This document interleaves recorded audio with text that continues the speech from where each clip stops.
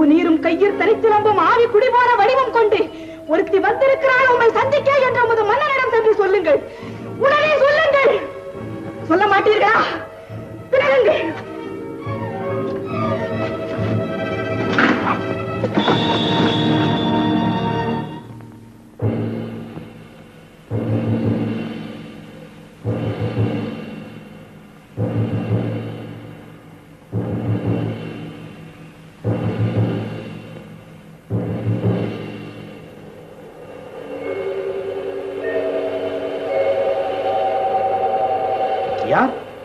அரண்மனை காவலர்களை மீறி ஆவேச கோலத்தில் உள்ளே நுழையும் நீ யார்?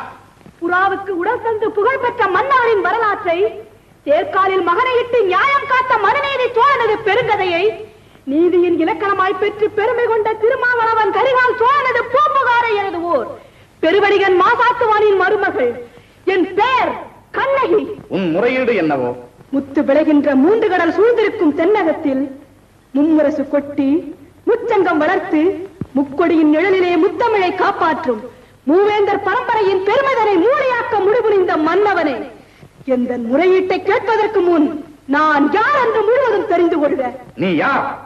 கண்ணகி, கையில் தனிச்சிலம்புடன் வந்திருக்கும் கண்ணகி. நீதி வழுவா நெடுஞ்செழிய பாண்டியனை துணிந்து இகழ்ந்துரைக்க வந்திருக்கும் கண்ணகி. என்ன? பாண்டிய மன்னா, ரோமாபுரியின் குலமண்டபத்திலே உனது தூதுவர்கள் இருக்கிறார்கள். இதோ பாண்டியத்து பேரவையிலே ரோமானியர்கள் வீரர்களாகவும் தூதர்களாகவும் வீற்றிருக்கிறார்கள். கடல் கடந்து கொடி கட்டி ஆளுகின்றாய். அந்த கொடிக்கம்பம் முறிந்து விட அயல் நாட்டார் இகழ்ந்துரைக்க உனது கொடுங்கோல் அளித்த அவசர தீர்ப்புக்கு ஆளாகி கொலை உண்ட கோவலன் மனைவி கண்ணகி நான் என்பதையும் அறிந்திடுக அரசே, அறிந்திடுக. ஓ, கோவலன் மனைவி. கோவலன் மனைவி சிலம்பு திருடிய கள்வனின் மனைவி. போதும். யாகாவார் ஆயினும் நாகாக்க மன்னா, நாகாக்க. யார் கள்வன்? என் கணவனா கள்வன்? இல்லை, இல்லை, அவரை கள்வன் என்று குற்றம் சாட்டிய கைவர்களை கள்வர்கள். ஆத்திரத்தில் அறிவு கண்ணை மூடிவிடாதே கண்ணகி. கையும் களவுமாக பிடிபட்டான் உன் கணவன். கள்வனை தமிழகத்து நீதி கொல்லாமல் விடாது என்பது உனக்கு தெரியும் அல்லவா? நீதியின் இலக்கண முறைக்கும் நெடுஞ்செழிய பாயனே, உனது நாட்டில் எதற்கு பெயர் நீதி? நல்லான் வகுத்ததோ நீதி? அல்ல அல்ல, வல்லான் வகுத்ததே இங்கு நீதி. அதனால்தான் நான் வணங்குகின்ற தெய்வத்தை, என் வாழ்வு கருவூலத்தை சாவு படுகொலையில் தள்ளிவிட்டீர்கள். கொற்றவனே, குடைநிழலில் குஞ்சரம் ஊர்பவனே, எண்ணிப்பா, கொலு மண்டபத்தில் விசாரிக்கப்பட வேண்டிய வழக்கு கோயில் மண்டபத்தோடு முடிவானே. சிந்தியுங்கள், நன்றாக சிந்தியுங்கள். குற்றம் சாட்டப்பெற்றவரின் மறுப்புகளுக்கு மதிப்பு தராமல் கொலைவாளின் வேலை அவ்வளவு அவசரமாக நடைபெறுவானே. இதற்கு பெயரா நீதி? இதற்கு பெயரா நேர்மை? இதற்கு பெயரா நியாயம்? இதற்கு பெயரா அரசு? உனக்கு பெயரா அரங்காக்கும் மன்னன்? என்ன அரசே? கண்ணகி, உன் கணவன் கையில் இருந்தது அரசி கோப்பெருந்தேவியின் சிலம்பு. கோப்பெருந்தேவியின் சிலம்பு இல்லை, கோவலன் தேவியாம் என்னுடைய சிலம்பு. நம்ப முடியாது என்னால். நீயா நம்புவதற்கு? உன்னையா நம்ப சொல்லுகிறார்கள்? உன் மீது வழக்குரைக்க வந்தவள் நான், குற்றவாளி நீ. நான் குற்றவாளி? ஆம், நீ குற்றவாளி. அதனால் தீர்ப்பளிக்கும் உரிமை உன் கையில் இல்லை. இதோ இருக்கிறார்கள் பெருங்கண்மை பெரியவர்கள். இவர்களே இப்போது நீதிபதிகள். இவர்களோட கேட்டும் நல்ல தீர்ப்பு. ஆண்டோர்களே, அறிவுமிகு ஆட்பெரும் படை கொண்டவன் பாண்டியன் என்பதற்காக நீதியின் பாதையை வளைக்காமல் ஆரிய படை கடந்தான், அவனையெல்லாம் புகழ் பெற்றான் என்ற கீர்த்தி திரையால் அவன் செய்த குற்றத்தை மறைத்து விடாமல், தாய் மேல் ஆணையாக, தமிழ் மேல் ஆணையாக, தாயகத்து மக்கள் மேல் ஆணையாக தீர்ப்பு கூறுங்கள். நல்ல தீர்ப்பு கூறுங்கள். கோப்பெருந்தேவியின் சிலம்பை கோவலன் திருடினார் என்பது குற்றச்சாட்டு. அதற்காக மரண தண்டனை. அது ஆராயாமல் அளித்த தீர்ப்பு.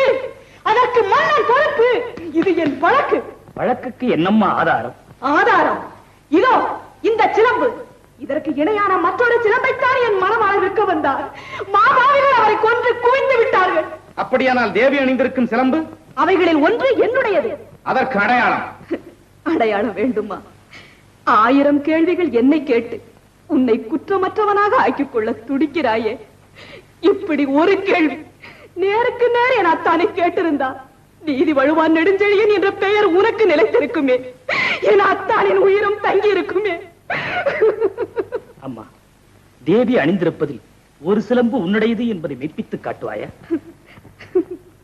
மெய்ப்பித்து என்ன பயன்? இறந்து போன என் கணவனை எழுப்பி தருவீர்களா? பெட்டுண்ட தலைதனை ஒட்டி தருவீர்களா? முடியாதுங்களா? முடியாதுங்களா?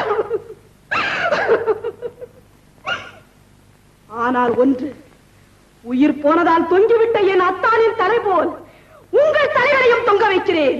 உங்கள் நீதி போனதால், நேர்மை போனதால், மானம் போனதால். மதுரை பாண்டியா, உனது மனைவியின் பழைய சிலம்பிலே உள்ள பரல்கள் முத்துக்களா மாணிக்கங்களா?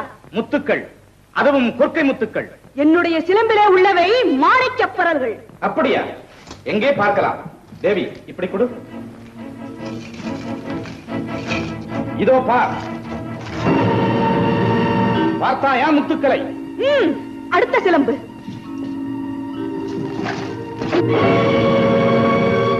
மாணிக்கங்கள். மாணிக்கங்கள் அல்ல, ரத்த துளிகள். தர்மத்தின் கண்கள் வடிக்கின்ற ரத்த துளிகள். பாண்டியா, உனக்கு இன்னும் சந்தேகம் இருந்தால் இதோ என்னுடைய மற்றொரு சிலம்பு. மாணிக்கங்கள். அமைச்சர்களே, அறங்கூறும் சான்றோர்களே, இதற்கு என்ன பதில்? தலை தொங்கி விட்டதா? நீரை கவர்ந்து விட்டதா? வாய் அழைத்து விட்டதா? நெடுஞ்செழிய பாண்டியனின் ஆழம், மரம், திறன் அத்தனையும் மண்ணோடு மண்ணாக கலந்து விட்டதா? ஐயோ, ஏன் இந்த வாட்டம்? தமிழகம் சிரிக்கிறது பாண்டியா, நீ தலை உடைந்து நிற்பதை பார்த்து. தமிழ்நாட்டு மறைநூல் திருக்குறள் கேலி பேசுகிறது பாண்டியா, உன் நீதி வழங்க செய்தி கேட்டு. ஆனை சேனை ஆயிரம் ஆயிரம் எதிர்த்து வந்தாலும் அண்ணாத தலைகுனியாமல் படை நடத்தும் உனது வீரம் எங்கே? கம்பீரம் எங்கே? வெற்றி திருப்பார்வை எங்கே? எங்கே? எங்கே? எங்கே? மன்னா, மாசு படரவும் மாநிலம் நிகழவும் நீதி வழங்கிய உனக்கு செங்கோல் எதற்காக? மாபாதகம் புரிந்த உனக்கு மணிமுடி எதற்காக? தேவையில்லை. வேந்தர் குலத்துக்கு இழிவு கற்பிக்க வந்த உனக்கு வெண்கொற்ற கூட எதற்காக? தேவையில்லை.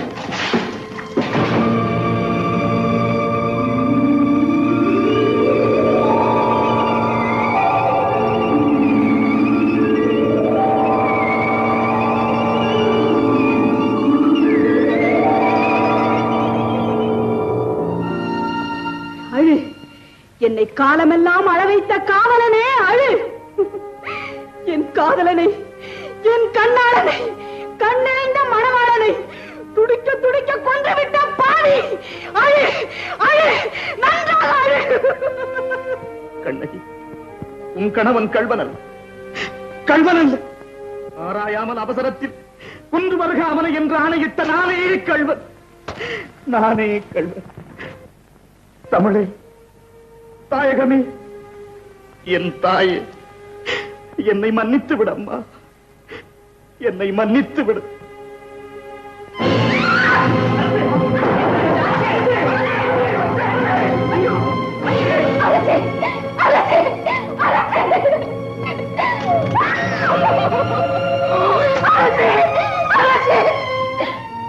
நீதி தவறியதால் வளைந்த செங்கோலை உங்கள் உயரையே கொடுத்து நிமிர்த்தி விட்டீர்கள் அரசே, நிமிர்த்தி விட்டீர்கள்.